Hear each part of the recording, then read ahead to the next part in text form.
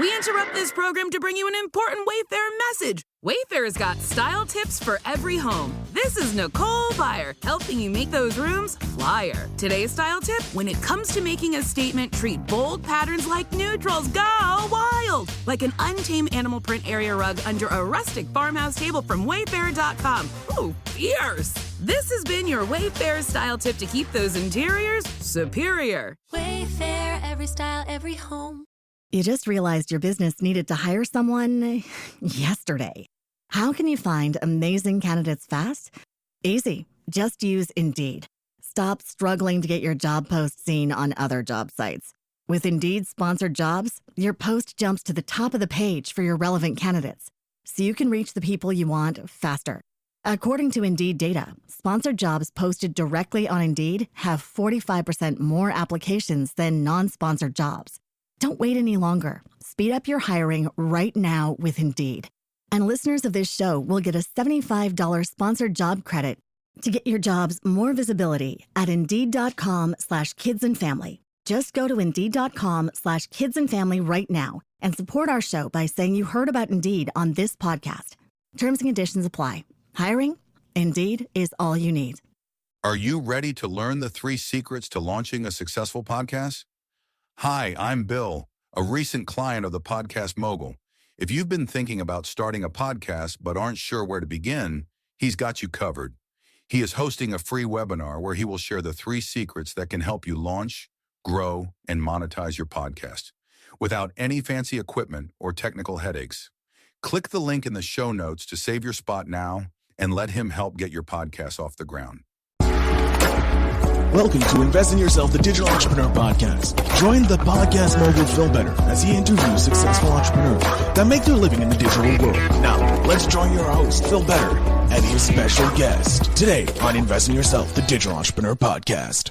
Ladies and gentlemen, welcome back to Invest in Yourself, the Digital Entrepreneur Podcast. I am, of course, your host with the most, Phil Better.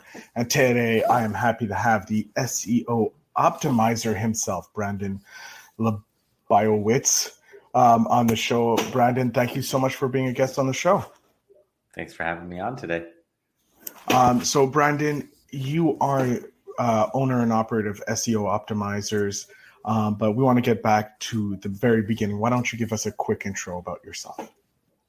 My name is Brandon Leibowitz. I first got started in digital marketing in 2007, got my degree in business marketing, and first job I got out of school was helping out a company with their SEO and helping out with social media, doing email marketing, running paid ads, kind of doing all these digital marketing aspects. And just realized back then in 2007 that I felt like everyone's probably going to have a website in the future, and SEO is a way to get free traffic. So I was like, how about I just focus on the SEO side of things? Everything I mentioned works, like running Google ads or doing social media, email marketing, all that works to get traffic. But I just focused really on that SEO side of things over the years. And ever since then, worked at different advertising agencies, worked at different mom and pop shops, Fortune 500 companies, and everything in between. And right now I have my own company that really focuses on that SEO aspect of things. So were you always someone who loved to jump into the entrepreneurial space, or was something later on in life that you figured out? Like, were you doing entrepreneurial things like lemonade stands when you were younger?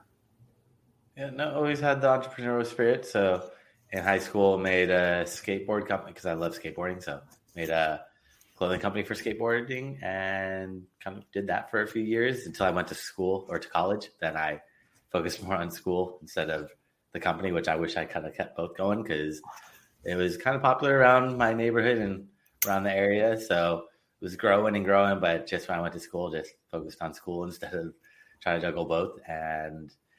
But yeah, I always enjoyed that. And when I got out of school, when I got that first job doing digital marketing, I realized that I could just pick up freelance clients here and there. And that was one thing that really drew me into the SEO side of things, is that I could just go to like a restaurant local or any local business or whatever it might be and be like, hey, do you want to rank at the top of Google? I'll get you up there for whatever keywords. Like if it's a dentist, I'll get you up there for dentist near me or whatever it may be. And always would pick up clients here and there while working full time.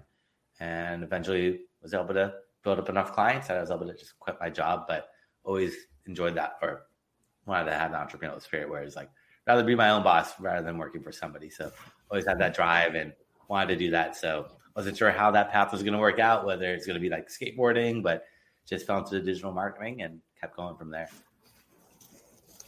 So I want to know, what is your why? Like, what is driving you to be focusing on the SEO and focusing on being your own boss?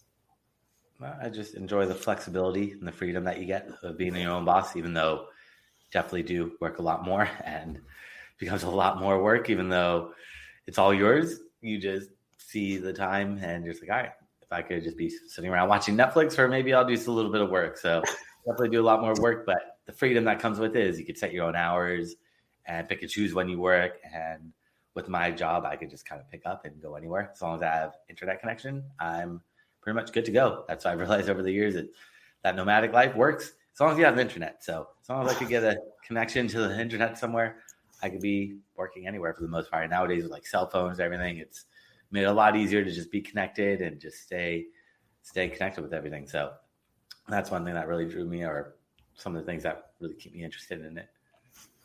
Have you done some of the nomadic experience, like nomadic lifestyle?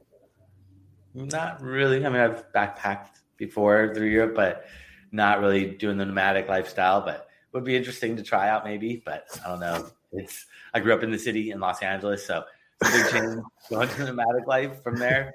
Lived here pretty much my whole life in the city, so it'd be a big change, but it would be interesting. And the nice part is I could just pick up and go for like a week or two and then come back here. So not going for too long, but getting out and just exploring the world, traveling and checking out new places.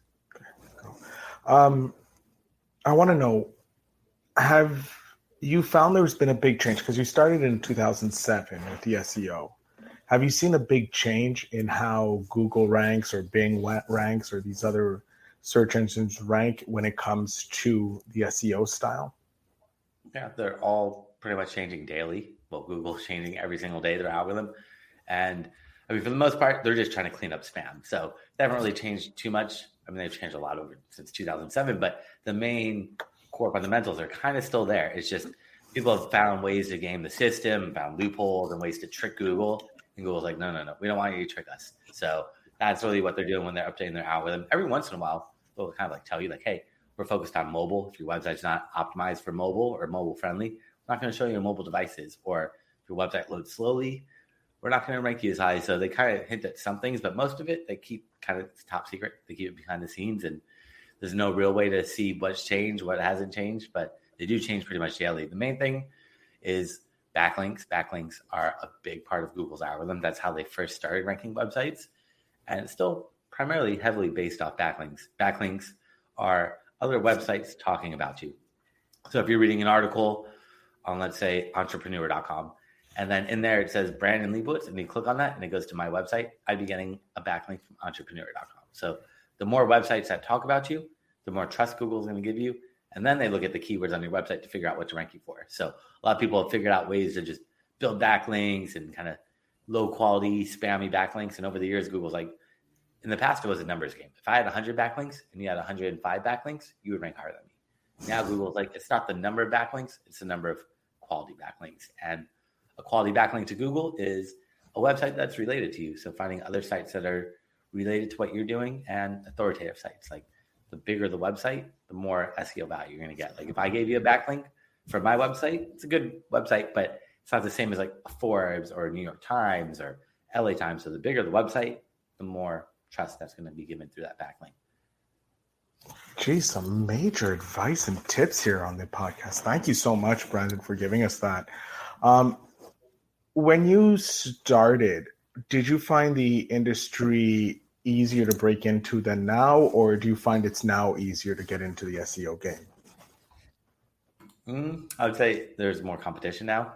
So back in 2007, so with SEO, it's not about trying to beat Google. I mean, it'd be amazing if we could beat Google, but Google, like I said, changes every single day. So we're never going to figure out how Google works. And even if we did, tomorrow changes. But what matters is really who's on that first page of Google, how much SEO have they done, and how can we do more SEO than they've done? Like everything is really transparent with SEO. I get to what you're doing, you see what I'm doing. So it's just basically just looking at what other people have done and using different tools to see all that stuff. Um, Going back to saying to the question before, how which now is difficult, and as you said, it was more competition now. Would you have any tips for someone who's looking to start in the SEO game? If they're like, hey, this is where I want to go in, I want to get into that world, a tip for them to start. Okay, yeah. So I was focused more on the business owners. Like for business owners and websites that are trying to rank on Google, it's become a lot more competitive. So it just means more time, more effort that needs to be going into it. But if you're trying to break into SEO, I mean, I definitely see a lot more people trying to jump into it now versus 2007. People didn't really even know what it was. I didn't really know what it was until I got that first job. So if you're trying to break into that field, I don't know if schools really teach it, because when I went to school, they didn't really teach digital marketing. I'm sure they teach some of it, but the thing is, like, it's constantly changing. What you read today might not necessarily work tomorrow. There is no constant. It's always evolving and changing with digital. So that's one thing, is like if you're reading a book or learning from a class, it might be a little tough. So what's really important is like just doing this, like listening to podcasts, reading books, or reading up like on forums and websites and Facebook groups, or watching YouTube videos, or whatever you can to just read and learn, and just make sure whatever you're reading or watching that it's recent, maybe like 5 years old. Anything older than that still might be relevant. It's just things get outdated so quickly. So also testing, don't just take whatever you see as the truth. Try it out, test it out. If you are trying to break into this field, that's going to be the best, is build a website, try to rank it for some keywords, and that's your portfolio. That's your resume right there. Like, hey, look, I built this, or you don't have to build the website, but ranking the website, that's really what matters. You don't have to learn how to build websites. I don't really know how to build websites. I mean, luckily nowadays with WordPress, Shopify, Wix, Squarespace, it's pretty easy. But back in 2007, it was like Dreamweaver with HTML and CSS coding. So I actually bartered with somebody where they built me a website and I helped out with their SEO. But as long as you could show like, here, this is what I've done, I think that's going to be the best way to really break into that field. Just try it out, test it out. On a website, that doesn't really matter, because you could break it, mess it up, and it's not going to do any harm. But if you're working for a corporation or a big company, you start trying stuff out and testing things out, and it doesn't work, that's where you can get in trouble. So you never want to test on like the client's website or like your main bread and butter, but you always want to have other websites just test, because you never know what's going to work, what's not going to work until you try it out. I love that idea of having these test websites that is in the same niche as if you're doing with a client's website, so you can mess around, mess up there, and see what works, what doesn't, and then transfer it over to your client's work. That's genius advice right there. And you can buy these .info domains, so it doesn't matter what URL extension. You could buy .net, .com, .org. They're all going to rank equally well. I mean, .com looks a lot better, but if you're just doing it just to test, you could do the .info URLs for, I think they might be like a couple dollars a year. So it's not going to cost too much money where you're spending like hundreds of dollars on a domain name. And then hosting, you could just get some cheap hosting and just throw it up there and see what happens. There we go. Brandon, in your so far journey of being a digital entrepreneur, has there been a moment that you're like, this is why I'm doing this? Like a moment that just was like, yes, this solidifies the fact that I'm going to be an SEO guy for the rest of my life? Well, once I started seeing websites rank for the keywords that I was trying to target, so seeing that it actually works what I'm doing, and that was a big thing, is because you never know with Google, and you're reading up, especially when I first started learning, you're just going and reading and learning from other people's advice, but you don't really know, is it going to work? Is it not going to work? But seeing that stuff happen and seeing the rankings move up, and then also having that flexibility to pick up freelance clients, that's really what drew me into it and kept me going down the digital marketing path. Otherwise, probably would have maybe done something differently, but the freelance work and also joining early, like getting in 2007, made it a little bit easier. I mean, it actually made it tougher when I was trying to get freelance work, because nobody understood what SEO was or the value of SEO. Nowadays, it's pretty easy to go up to anybody, and not anyone, but like business owners, and talk to them about SEO, and they're pretty much more aware of it. They might not understand it, but they understand that they need it. Whereas back in 2007, it was just a foreign language to them. They're just like, why do I need to be on Google when I have this brick and mortar store here, or whatever it is that's working for them? And it's true. But if it's working then, you don't necessarily need to change it, but you have to be evolving and changing and be aware that trends and things change. And if you're late to the game, your competitors are going to jump in and try to take that market share away. I love it. I love it. Brandon, I'm a voracious reader of books. I love reading books. And I'm wondering if you have a book that you would suggest to my audience here, either on SEO or on entrepreneurship, that you think they should read if they're looking to get into the entrepreneurial world or the SEO world. I mean, for SEO, it's tough with the books because just they're constantly changing. So, I mean, SEO is constantly changing. So that one is tricky. I would say just read up on like blogs and forums and joining Facebook groups. Like Search Engine Journal is a pretty good website. Search Engine World, Search Engine News.com. They're all .com URLs. They're all different websites, but they're blogs that pretty much talk about, it's not all about SEO, but they talk about like paid ads, social media, email marketing. So that's a great place or some good starting points to just read up and learn. And for SEO or just in general entrepreneurial, there's a website that's, a book about, I forgot what it was called, but I have to look it up. But it's about always be testing. I think it's called like Always Be Testing. But It's all about like testing and seeing what works and what doesn't work, and like split testing or like testing your landing pages on your website. Because what I learned from that book is getting traffic to your website is just half the battle. Once you get people to your website, how do you actually get them to convert? And that's where you got to be testing your website, different landing pages, different colors, test it. Like if you're an e-commerce website, maybe testing out the add to cart, changing it to buy now, or moving the add to cart button up a couple pixels, or changing the color a little bit, or doing these little things that probably you wouldn't notice, but would have an impact on conversion. So that's one big thing, but I believe it's called Always Be Testing, and I'll double check and send it out to you at the end so you can explain the notes. Please do. We want to make sure that it's in the show notes down below for my audience. We are coming to the end of the episode. We are running out of time, unfortunately, Brandon, and it's been a pleasure talking with you. I'm going to jump off screen. I'm going to let you have the last few minutes here to let my audience know where they can get in contact with you, where they can read up on you and your business, and maybe even get in contact with you to take care of their SEO. So the floor, sir, is yours. So everyone that's tuning in today, I created a special gift for them. And they go to my website, SEO Optimizers.com. That's SEO Optimizers.com/gift. They can find that gift there, along with my contact information, and anything else that they might know about me is all on that page. Awesome, Brandon. I can't thank you enough for being an amazing guest here and sharing your story about being the SEO optimizer, and for the gift to my audience. I'm definitely going to be jumping over after this interview to download that gift and check it out, see what you have there, and use it to obviously somehow help podcasters. So I thank you very much, Brandon, for that. Thanks for having me on today.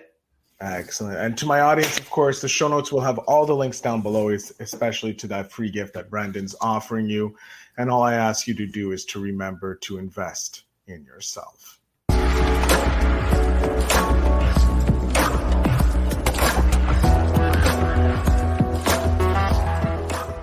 Thanks for tuning in. Now it's time to take the next step. When you're ready to dive deeper into how to launch, grow, and monetize your podcast, Phil's got something special for you. Join him for a free webinar where he'll reveal the 3 secrets that have helped countless entrepreneurs succeed in podcasting. Click the link in the show notes to save your spot, and let's turn your podcasting dreams into reality. We interrupt this program to bring you an important Wayfair message. Wayfair's got style tips for every home. This is Styles McKenzie helping you make those rooms sing. Today's style tip: when it comes to making a statement, treat bold patterns like neutrals. Go wild, like an untamed animal print area rug under a rustic farmhouse table from Wayfair.com. Arr, fierce. This has been your Wayfair style tip to keep those interiors superior. Wayfair, every style, every home. You just realized your business needed to hire someone yesterday. How can you find amazing candidates fast? Easy. Just use Indeed.